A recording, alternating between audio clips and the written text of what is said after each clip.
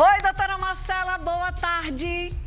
Olá, Fernandinha, boa tarde. Mais uma vez online, né? Adorei. Não consegui chegar a tempo. Eu adoro que o bom é que você está aqui com a gente de um jeito ou de outro. Estamos juntas e conectadas, esclarecendo. E eu adorei também que você deixou o tema livre hoje, porque sempre chegam muitas perguntas e às vezes a gente não faz, porque não tem relação com o tema que está escolhido. E aí hoje todo mundo vai ser respondido, né?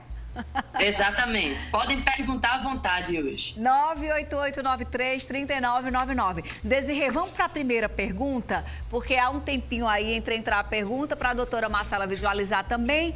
Boa tarde. Para cirurgia de varizes, vasinhos, existe uma idade ideal? É a pergunta da Ana Marli. Então, a gente já viu aqui com a doutora Marcela que algumas vezes é preciso a cirurgia.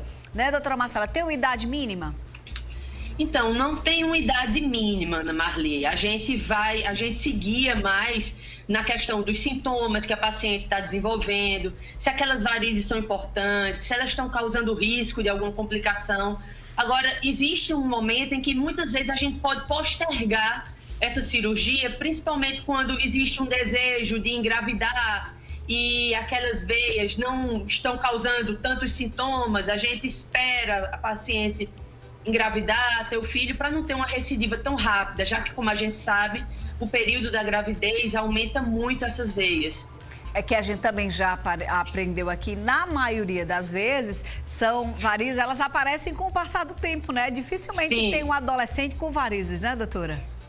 Então, na adolescência é que geralmente vai começar a aparecer, porque é quando começa a ter os efeitos hormonais, principalmente nas meninas. Então, as meninas vão sofrer mais por essa questão hormonal e aí começa a aparecer. Mas não acontece assim de aparecer logo veias bem calibrosas, já veias assim perigosas. Então, em geral, isso é uma doença crônica que vai aumentando com o tempo e nas fases iniciais, principalmente nas adolescentes, a gente faz medidas mais de estilo de vida, para que aquilo ali não vá piorando. Vamos para a próxima pergunta. Enquanto isso, as meninas liberam a pergunta, você já segue a doutora Marcela no Instagram, @DRA doutora Marcela Gomes, tá? Gostaria de saber se é o angiologista quem dá diagnóstico de lipedema e como é que é feito esse diagnóstico. É a pergunta da Cláudia. Oi, Cláudia. Ótimo. Sua pergunta foi ótima. Trouxe um tema que a gente nunca tocou, que foi o lipedema. Eu não sei se você realmente quis falar dele, porque não é tão conhecido. Mas o lipedema é um aspecto de edema que a gente vai visualizar na perna e que tem como principal fator a deposição de tecido gorduroso, de fato, né? Pode se confundir com o paciente que tem linfedema, que já seria o edema proveniente de um acúmulo de linfa, e também até com pacientes com insuficiência venosa crônica, que chega a confundir também. Existe sim, o diagnóstico pode ser dado, isso clinicamente, através de exames, a gente também pode dar esse diagnóstico, e o angiologista, o cirurgião vascular, realmente seria o médico ideal para fazer isso. Agora, depois vai ser interessante, Fernandinha, a gente podia fazer uma aulinha, como você fala, só sobre lipedema. Gostei da sugestão, Cláudia. Ótimo. Doutora, e você sabe que essa semana já é o segundo telespectadora diferente que fala sobre lipedema, então talvez esteja sendo mais comum do que a gente está imaginando, viu? Então, sexta-feira falaremos de lipedema. Show de bola. Valeu, Cláudia. Um beijo para você. Próxima pergunta na tela, doutora Marcela hoje, do DRA.Marcela Gomes, viu? Eu falei doutora lá para seguir no Instagram, é DRA de doutora.Marcela Gomes. E aí, o telespectador não se identificou, ela quer saber das varizes dela que coçam muito. O que é que ela pode fazer e por que isso acontece? Então, o prurido, ou seja, aquela coceira que pode sentir realmente quando se tem já muitas varizes, acontece mais, principalmente nos pés, quando a gente tem as chamadas venulectasias, que são vasos finos, quase que um vasinho, só que um pouco mais dilatados, mas que não seja assim uma variz propriamente dita. Eles são palpáveis, são bem superficiais na pele. E esses vasos, eles muitas vezes provocam extravasamento de sangue mesmo. E aí essas hemácias, elas rompem, e você começa a ter dermatite ocre, que é aquela manchinha escurecida por conta do pigmento da hemosiderina. E nesse extravasamento, algumas substâncias que não que sejam tóxicas, mas que elas são substâncias que necessitariam ser ainda purificadas, mas essas substâncias elas vão promover já uma agressão ao tecido e uma das consequências seria a coceira, que depois pode acabar desenvolvendo uma úlcera.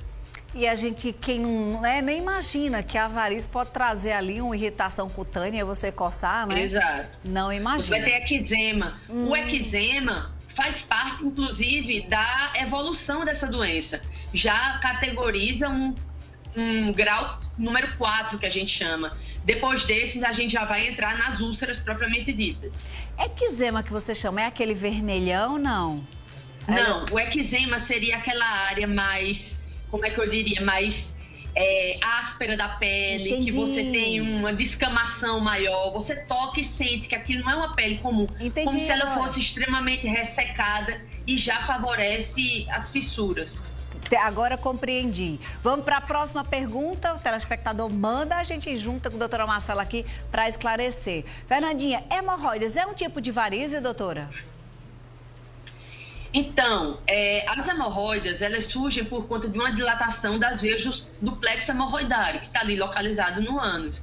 Então, não é considerada sim, sabe? É uma doença venosa, sim. Lógico que por outras condições causais, onde vai se destacar a questão da constipação, a dieta, que é desregulada. Então, você vai ter essa dilatação e você pode ter uma trombose dessas veias que vai dar aquela sintomatologia super exuberante, de dor ao defecar, às vezes até sangramento.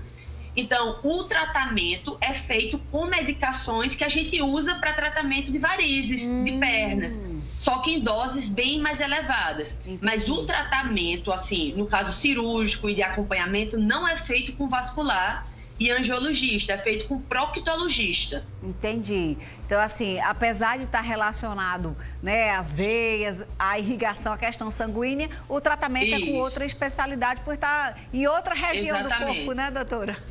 É outra região. Muito bom. Obrigada pela pergunta, viu? Você que mandou aí. Foi ótima. Não é que tem gente que fica com vergonha de falar de hemorroide. Aqui não tem que ter vergonha de nada, viu? A gente tem mesmo é que tratar e esclarecer a dúvida. A Rebeca está perguntando o seguinte, doutora Marcela, quem tem trombofilia, precisa tomar aquele remédio AS todo dia?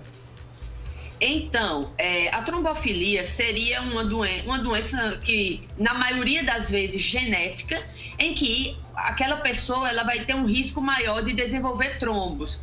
Agora, veja, o acompanhamento, se vai precisar de AS, se vai precisar de um anticoagulante, de fato, vai depender de várias coisas. Primeiro, qual trombofilia a gente está falando? Existem diversas trombofilias, cada uma delas com um risco diferente de provocar ou não a trombose.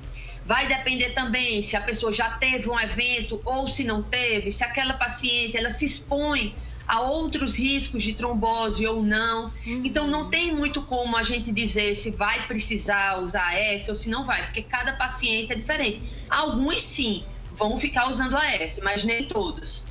Nem aquela medicação injetável, ela pode ser usada para sempre ou é um prazo, assim, especial?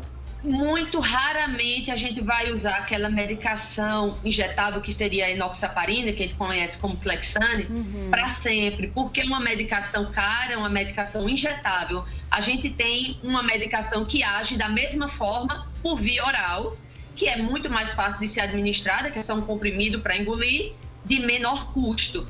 Então, Entendi. Quando a gente tem que fazer um anticoagulante de forma contínua, a gente escolhe uma medicação oral, que poderia trazer os mesmos benefícios, né? Lembrando que, às vezes, doutora Marcela, a pessoa vai e recebe, né, a indicação do tratamento e nunca mais volta. E aí fica tomando aquele remédio por muito tempo, como já poderia ter feito um desmame, eu poderia ter voltado na medicação. Isso é um ponto importante para a gente falar, né, doutora? Sim, é muito perigoso, porque são medicações extremamente, assim, complexas e até eu não vou me omitir, mas perigosas sim. Eu estava explicando ontem para uma paciente que a gente chegou num diagnóstico de trombose aguda, que ela ia precisar usar o anticoagulante e que agora ele ia ter que ter outros cuidados, porque o anticoagulante ele vai impedir que se forme o trombo. Só que o trombo, ele muitas vezes ele funciona como defesa do próprio corpo. Quando a gente sofre qualquer tipo de lesão num vaso sanguíneo, existe a formação do trombo para parar esse sangramento, né? Agora, por uma questão de ter havido uma desregulação, esse trombo se tornou exacerbado e fez uma trombose venosa. Mas, à medida que eu tomo um anticoagulante, eu perco essa capacidade de formar trombos. Sim. O que vai fazer com que eu tenha uma predisposição a quê? A uma hemorragia. Então, quem toma esse tipo de medicamento tem que estar sempre sendo acompanhado, para ficar sendo visto sempre se está tendo risco maior de hemorragia ou não. Ou não, né? Muito bom. Próxima pergunta em tela, por favor, doutora Marcela. Hoje, tá tão bom o tema livre, viu, doutora? Tá uma delícia bom, a gente tem aqui. sempre que fazer, tô gostando. Adoro, doutora Marcela. Oh, obrigada. Ela disse o seguinte, sente que sofre de dor nas pernas no período menstrual. Pode estar associada às varizes ou é por conta da TPM mesmo? Então, tem muita relação sim, inclusive tem até pacientes que eu indico que tomem medicação só naquela semana do período menstrual. É quando a gente vai ter mais interferência hormonal, Fernandinha, principalmente do estrógeno. Então, é quem vai trazer mais sintomas. Então, é quando o paciente sente muitas dores, peso nas pernas. Então, é um período que, por conta de alteração hormonal, é quando os sintomas são mais exuberantes, sim. Ela está certíssima de relatar isso. E se sofre, tem que procurar ajuda, né, doutora Marcela? Sim, tem que procurar, porque a gente tem como controlar isso, não necessariamente com cirurgia, às vezes nem precisa tratar aquele vaso, mas só com algumas medidas simples a gente consegue tratar isso. Desirê está aqui me dizendo no ponto que chegaram muitas perguntas sobre período menstrual e dores nas pernas. Ou seja, é muito mais frequente do que a gente costuma imaginar, né? Eu lhe digo que quase que a totalidade dos pacientes que têm sintomas de varizes afirmam que no período menstrual piora. Quase que a totalidade, viu? E muita gente não entende, diz, tô com uma dor na perna, eu tô cansado. Mas você passou o dia sentado, mas por quê? É só a pessoa que tá sentindo mesmo, que tá passando por aquela situação, né, doutora Marcela? Então, às vezes, a pessoa que sente dores nas pernas, ela é meio negligenciada, ignorada pelos familiares. E isso é muito ruim, porque a pessoa fica, às vezes, não quer mais nem comentar que tá sentindo dor, porque já sabe que vai ser ignorada, rechaçada. Isso é péssimo, né? Como se dissesse, que besteira, uma dor na perna. Frescura. Isso é coisa de mulher, enfim. Exato. Mas não é bem assim, né? Então, no período menstrual, isso piora. E maridos, por favor, vamos contribuir, né? Vamos ajudar. Massagem ajuda, doutora? Massagem ajuda?